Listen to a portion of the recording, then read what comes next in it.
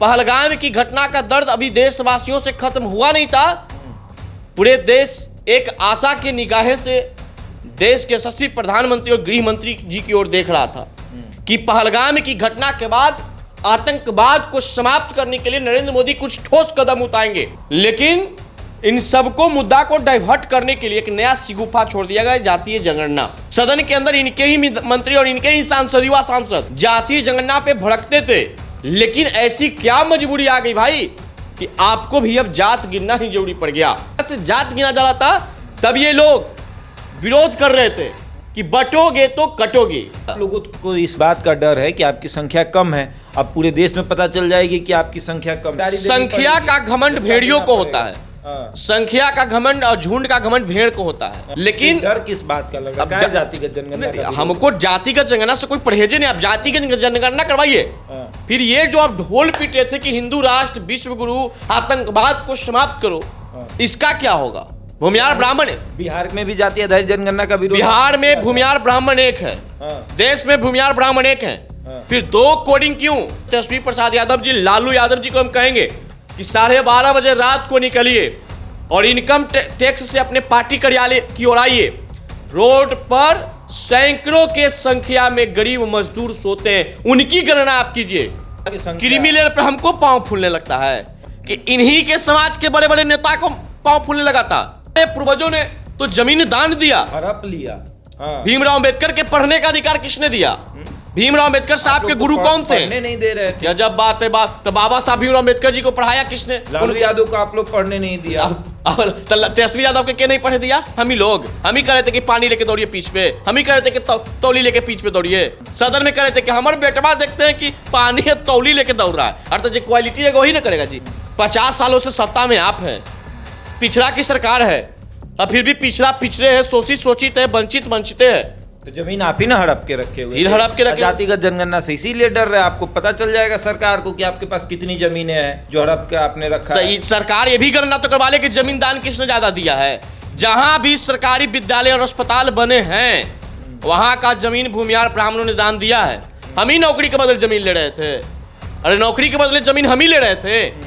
बीते दिनों केंद्र सरकार ने यह फैसला लिया कि अब पूरे देश में जाति जनगणना कराई जाएगी। जो जाति आधारित जनगणना बिहार में हो चुकी है, अब उसी तरीके से जाति जनगणना पूरे देश में कराई जाएगी। यानी कि केंद्र सरकार भी आपकी जाति पूछेगी कि आप ब्राह्मण है, भूमिहार है, पासवान है, दलित है, क्या है। और इसको लेकर खूब चर्चा हो रही है। इस पर 15,000 करोड़ रुपए जो है वो खर्च होंगे और कहा जा रहा है कि इसके बाद देश का विकास हो जाएगा। और इस पर खूब चर्चा हो रही है। कोई इसके पक्ष में बोल रहा है, कोई इसके विरोध में बोल रहा है। कोई कह रहा है कि हम तो पहलगाम में हुए आतंकी हमले की तरफ देख रहे थे कि नरेंद्र मोदी कोई फैसला लेंगे, वहां पर धर्म पूछकर मारा गया था, लेकिन यहां तो नरेंद्र मोदी अब जाति पूछने लगे हैं। स्वर्ण सेना के युवा नेता पुरुषोत्तम राज जो है वो हमारे साथ मौजूद है। अब तो केंद्र सरकार जाति पूछेगी, आपको कोई दिक्कत? देखिए, जाति पूछने से और जाति बताने से हमको कोई परहेज नहीं है। लेकिन जो बात करता था हिंदू राष्ट्र की, जो जहां बात होता था 2045 से पहले भारत को विश्व गुरु बनाने की, वहां के राजा और वहां के शासक अगर जात पूछ रहे हैं तो कहीं न कहीं इस बात का सवाल उनसे होता है कि क्या विश्व गुरु भारत को बनाने में जात पूछने की कमी रह गई थी, या भारत को हिंदू राष्ट्र बनाने में जात पूछना अति आवश्यक था, या आतंकवाद को समाप्त करने के लिए जात पूछना जरूरी था। इसका जवाब पूछता है भारत। जहां देश पहलगाम की घटना की आग बुझा नहीं था, पहलगाम की घटना का दर्द अभी देशवासियों से खत्म हुआ नहीं था। पूरे देश एक आशा की निगाहें से देश के यशस्वी प्रधानमंत्री और गृह मंत्री जी की ओर देख रहा था कि पहलगाम की घटना के बाद आतंकवाद को समाप्त करने के लिए नरेंद्र मोदी कुछ ठोस कदम उठाएंगे। और जैसा कि उन्होंने बिहार की मधुबनी में रैली में, वो दरभंगा में कहे भी थे कि ऐसी सबक सिखाएंगे आतंकियों के कि नानी याद दिला देंगे। लेकिन इन सबको मुद्दा को डाइवर्ट करने के लिए एक नया शिगुफा छोड़ दिया गया, जातीय जनगणना। सदन के अंदर इनके ही मंत्री और इनके ही युवा सांसद जातीय जनगणना पे भड़कते थे और जातीय जनगणना की बात करने वाले को जवाब देते थे। लेकिन ऐसी क्या मजबूरी आ गई भाई कि आपको भी अब जात गिनना ही जरूरी पड़ गया। जब बिहार में 500 करोड़ रुपया की लागत से जात गिना जा रहा था, तब ये लोग विरोध कर रहे थे कि बटोगे तो कटोगे। अब बटोगे तो कटोगे वाले पोस्ट नितिन गडकरी साहब जो लिखे थे, उस पोस्ट का अब क्या होगा? जहां यूपी के मुख्यमंत्री जी हिंदू राष्ट्र की मांग कर रहे थे, उनकी मांग पे अब क्या होगा? ये बड़ा संशय है।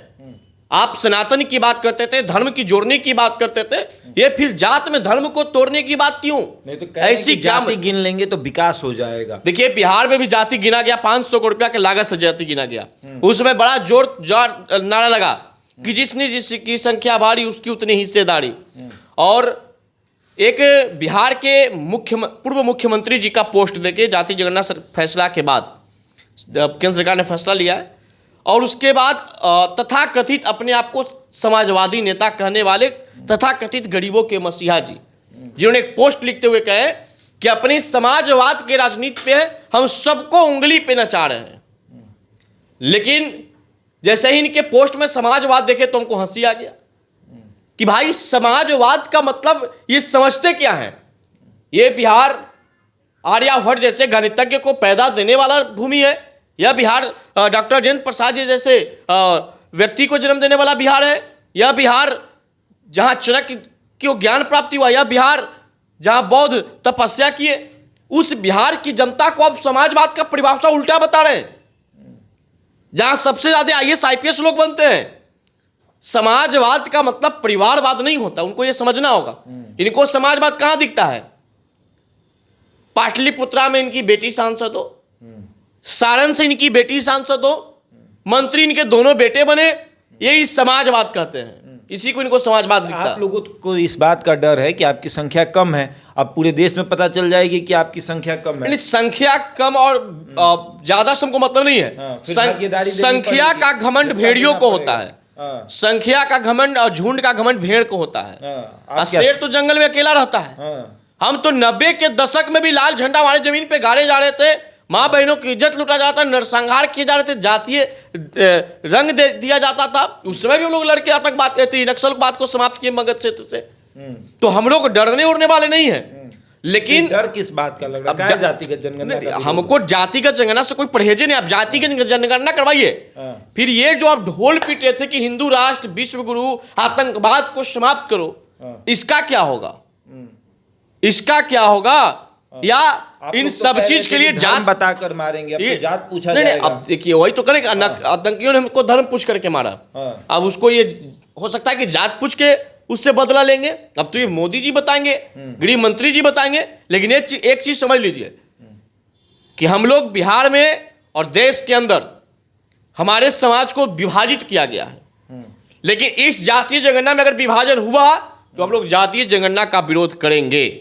भूमिहार ब्राह्मण, बिहार में भी जातीय आधारित जनगणना का विरोध, बिहार में भूमिहार ब्राह्मण एक है, देश में भूमिहार ब्राह्मण एक है, फिर दो कोडिंग क्यों? भूमिहार ब्राह्मण को एक कोडिंग के साथ गणना करवा लीजिए, आपकी औकात पता चल जाएगा।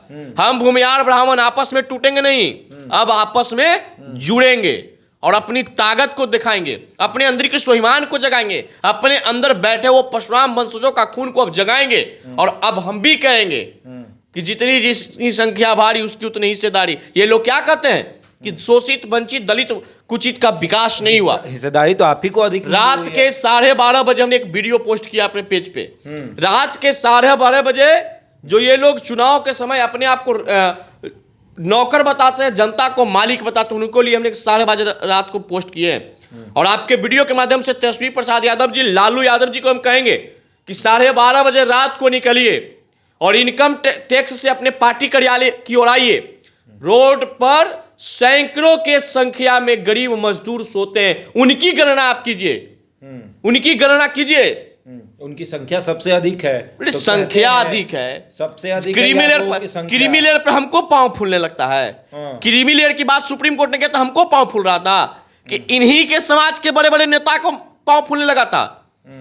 असल मायने में गरीब शोषित वंचितों का शोषण हमने नहीं किया है, हमने तो पोषण किया है। गरीब शोषित वंचितों का शोषण गरीब शोषित वंचितों के बड़े बड़े नेताओं ने किया है। हमारे पूर्वजों ने तो जमीन दान दिया, हड़प लिया, जमीन दान। बाबू लंगट सिंह जिन्होंने कॉलेज और अस्पताल के लिए जमीन दान दी है, जिसमें सारे लोग पढ़ते हैं। जो ये लोग नया को फैशन वाला जय भीम जय भीम जय भीम, हाँ, तो और अधिकार दिया, और सुन लीजिए, भीमराव अंबेडकर ने अधिकार दिया उनको आवाज रखने का। हाँ। भीमराव अंबेडकर के पढ़ने का अधिकार किसने दिया?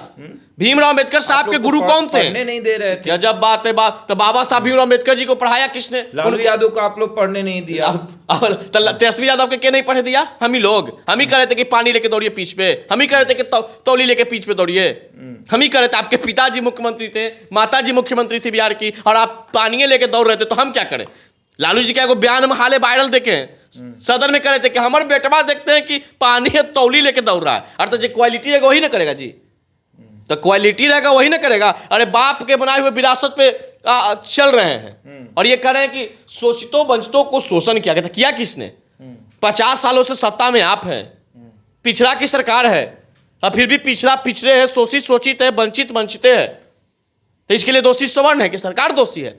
ये लोग अपने दोषी को हटाने के सवर्ण को कहते हैं। अरे हम जमीन नहीं दान देते तो अस्पताल विद्यालय बनता।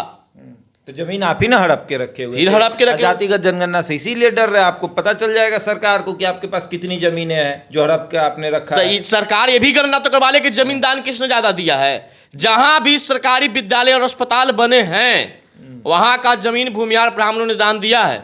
भूमिहार ब्राह्मण जमीन दान नहीं देता तो ये लोग पढ़ भी नहीं पाते हैं। ये जो गांधी मैदान में भाषण देते हैं, अधिकार रैली या अधिकार रैली जो करते हैं, ये गांधी मैदान के जमीन में हम ही दान दिए हैं। जरा इसका भी पुश्तैनी कागजात निकाला, गणना जब करवाइए रहे तो थोड़ा मजे हो जाए कि कौन ज्यादा त्याग किया है, कौन ज्यादा हड़पा है।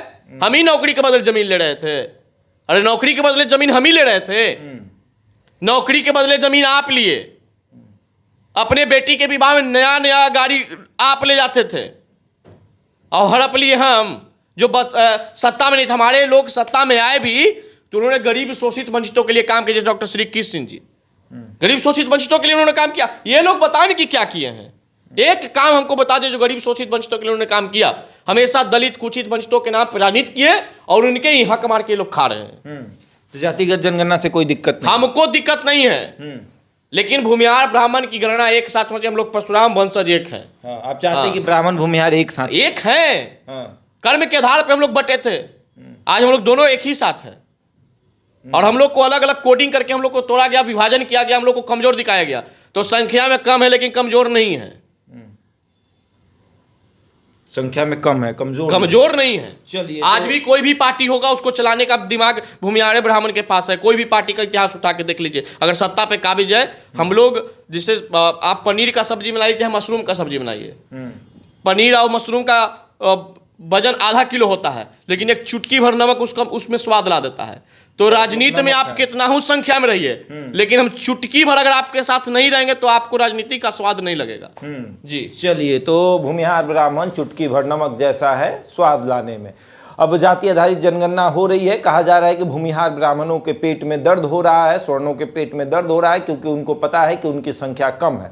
इनका कहना है कि देखिए संख्या कम है लेकिन अधिकार हमारे पास ही है, हम ही सबको बताते हैं कि चलना कैसे है। हमें डर इस बात का नहीं है, हमें डर है कि कहीं इसका गलत फायदा ना उठाया जाए। आगे देखिए क्या होता है। बहरहाल इस खबर में इतना ही, बने रहे हमारे साथ और देखते रहे द इंडिया टॉप।